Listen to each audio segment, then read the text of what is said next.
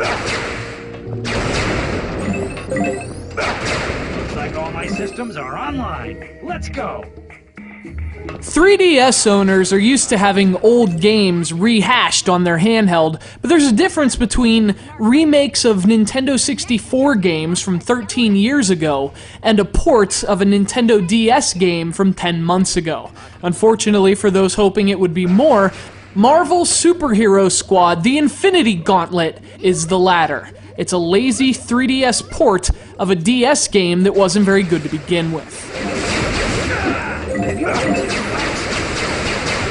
The second 3DS game from publisher THQ, The Infinity Gauntlet, is the second game under the Marvel Superhero Squad banner. It was originally released in November 2010 for the Nintendo Wii, Xbox 360, PlayStation 3, and Nintendo DS, and that DS version was repackaged with stereoscopic 3D and relaunched on the 3DS earlier this month. As far as the results, well, they're mixed. The graphics are definitely in 3D, and it's definitely available in stores. So I guess mission accomplished.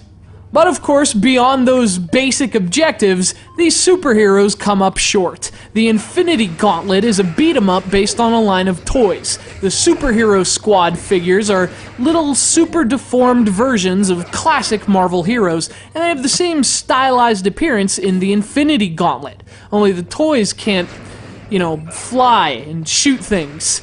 It's ridiculous. We can fly to the moon, Undertoads, but we can't have action figures that shoot our sisters with highly concentrated blasts of energy. The game plays just as you'd expect from this kind of, isometric top-down brawler. You control a variety of characters, and you can swap between them at designated points throughout each level. Each one has his or her own specific abilities, but they're also divided into broader categories like strong and nimble. Something tells me these categorized abilities are going to have something to do with puzzles. I don't know. Call me crazy, just a hunch. Thor swap located. New objective marked. This orbital style outlet is the only place anywhere close to Earth that we can find these at affordable prices. Hope no understand.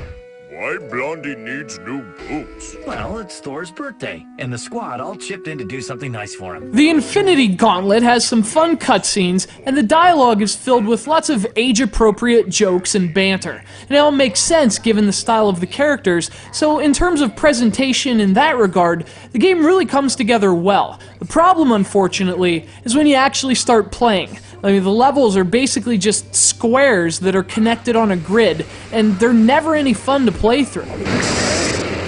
It's really unfortunate the game's concept isn't realized in terms of level design. There could really be something special here if it were done right, but the game never goes beyond the most basic and seemingly thoughtless implementation. This is very much a prototypical kids game in terms of its design and ambition. Or, I guess, its lack thereof. But even worse though, the Infinity Gauntlet is also a rehash on the 3DS. This game has been changed only in the slightest ways since its original Nintendo DS release. There's nothing here beyond the 3D effect for those who have already played it, and if you haven't, there still isn't much in the Infinity Gauntlet worth seeing. The potential may be, but the game itself, it's anything but super.